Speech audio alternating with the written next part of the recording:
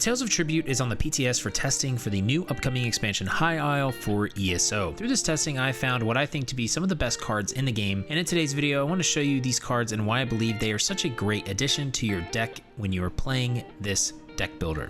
Thank you again to my patrons and my YouTube members. I'll have more of that at the end of the video.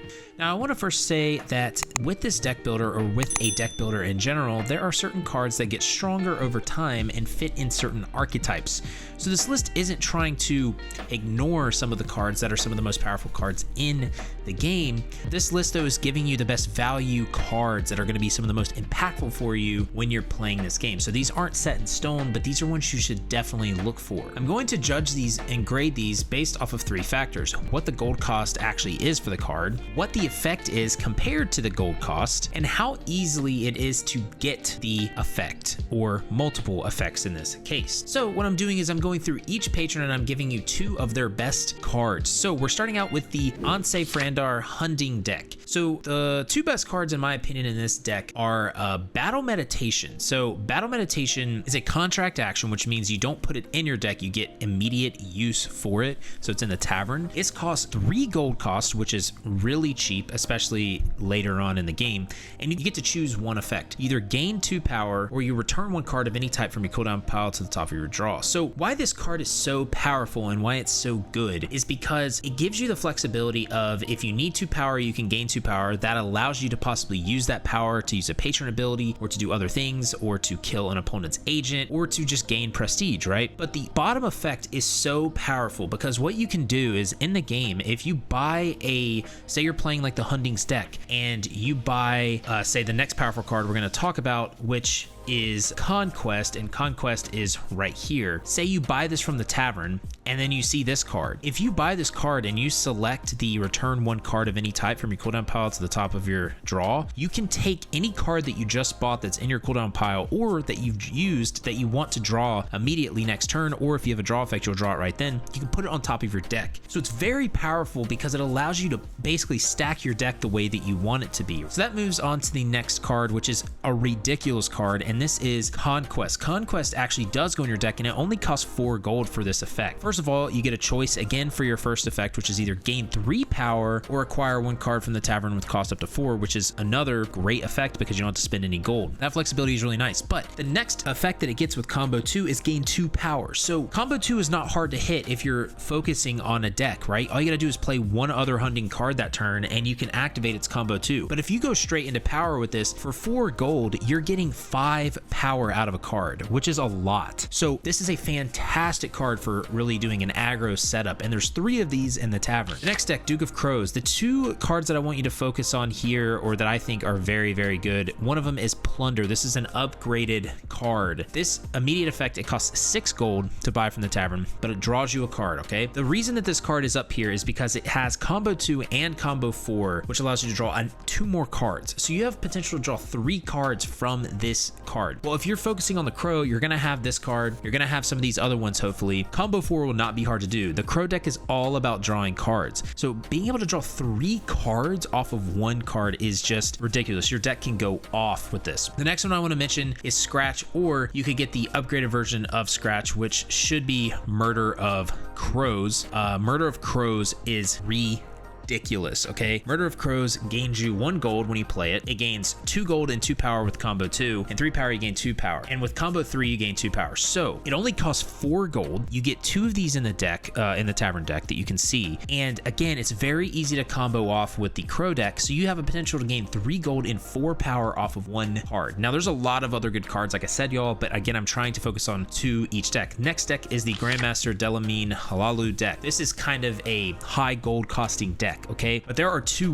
really, really powerful cards in this deck. The first one that I love is Currency Exchange. Currency Exchange is a 7 drop, so that means it costs 7 gold. It lets you remove 2 cards from the tavern that you don't want, or you don't want your opponent to have. It gives you 6 gold, so it already almost pays for the gold cost that when you get this. And its combo 2 is so easy to hit. Gain 1 additional patron interaction this turn. This can help you win a game immediately. This card is so good. If you start ramping into 2, this deck with this much gold, you're going to be flooded with gold and you're going to be able to get multiple interactions for patrons a turn. It's such a fantastic card. The next one I want to mention is Luxury Imports or Luxury Exports. Luxury Exports is a 2 gold costing card that just gives you 3 gold. It's a fantastic card to really get that gold generation going. So I love this card as well. Next, let's talk about Psijic Loremaster Celerus. 2 cards I want you to focus on is Augur's Council. Augur's Council is a contract action. This means you will not put it in your deck. You will use it immediately. This is 3 gold cost. The play effect is very powerful. The fact that you can look at the top 3 cards of your draw pile and put 3 of them to your cooldown pile, up to 3 of them,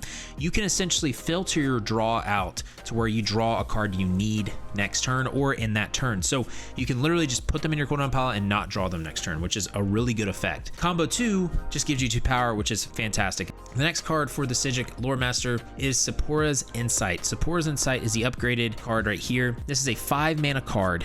Its first effect is remove 2 cards from the tavern, so that can remove cards that your opponent wants or you don't want to see. You can also look at the top 3 cards of your draw pile again, choose up to 3 cards to move to your cooldown pile. It's the same effect from the other card. That's all those effects for just 1 play. Next, combo 2. So if you play a second Psijic card, you'll get 3 power. It's just a very powerful effect for 5 gold. The next deck, Rajin the Purring Liar. This is the Khajiit deck, okay? Pounce and Profit. Pounce and Profit is a 5 gold costing card that gives you 4 gold for its play effect, and you can remove, as combo 2, one of your opponent's active agents and place them in their cooldown pile. This is so good. This is like murder in Magic the Gathering. If you've ever played this, you essentially, all you gotta do is play one of these Khajiit cards beforehand. You get 4 gold for playing this, and you get to remove an agent from your opponents on their field. It's just such a good card. The next one from this is Ring's Guile. Ring's Guile is a 7 drop or a 7 gold costing card. It's a contract card. It's an upgrade. What it means is you don't put this in your deck, but it's an immediate effect. So its immediate effect, though, is opponent discards 1 card from their hand at the start of their turn. That is right there amazing. Combo 2, not hard to hit.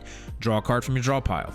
Combo 3, if you've playing a lot of this deck, you're going to be able to make them discard another card from their hand and draw another card from your hand. So they're going to be down 2 cards in the next turn, which is a massive swing for you, a massive swing, and you're going to be up 2 cards. So this is a fantastic card. Red Eagle, King of the Reach. This is one of my favorite decks so far. One of the best cards, in my opinion, in the game is Midnight Raid. There's 3 of these in the tavern.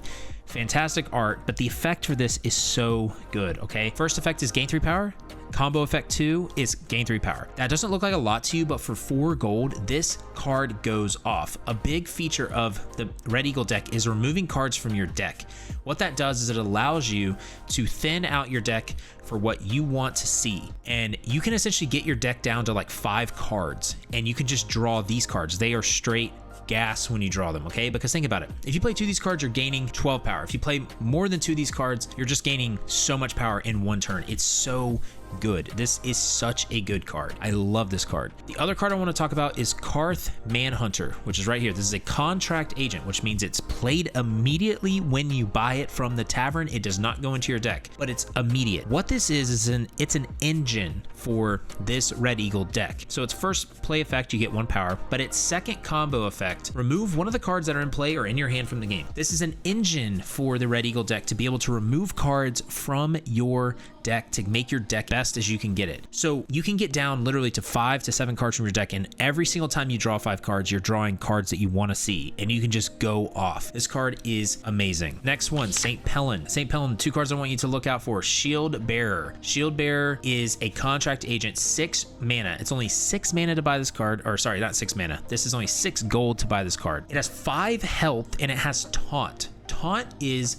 this agent must be attacked first, prevents opponent's end of turn power to prestige conversion. So you essentially stop your opponents from getting prestige from their power, and it plays immediately. So if your opponent's up on prestige and you're like, I need to catch up, you can buy this for 6 gold, and then their next turn, they cannot convert their power to prestige until they kill this agent. It also gives you 1 power, which is really nice to help your other combo effects in this deck. The other one that I wanted to mention in this is Rally, okay? I was torn between Rally or the Armory. The Armory is also really good, but Rally is a 7 gold drop that gives you 6 power, and then its combo 2 is draw a card. It's just, you get such good effects for so little investment of playing the red cards. Now, it takes 7 gold, but if you can, combo with this, it's a fantastic card to have rally in your deck. The last deck is Sorcerer. Sorcerer, 2 cards I want you to look at is Pendanian Warfleet. Pendanian Warfleet is a 3 gold costing card. It gives you 2 power for its play effect, and then its combo 3 is 3 power. Right there with this deck, this has really low costing cards, okay? So you're gonna be able to hit combo 3 pretty easily, and so you're gonna be able to gain 5 power a lot of times for 3 gold. It's just a fantastic card. The last one is Sea Serpent Colossus, which is an upgrade from a Ghost Scale Sea Serpent.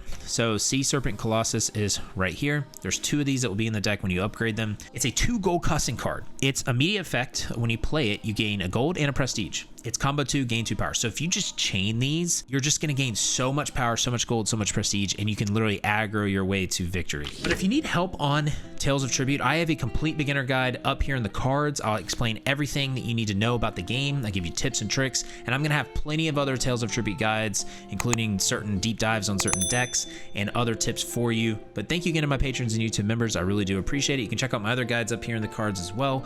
You can check my Twitch stream out, twitch.tv/brahwegotthis, Tuesday through Friday. Check out my Discord on our website, brahwegotthis.com. But until next time, y'all, just remember, have faith, be great, and I'll see you on ESO.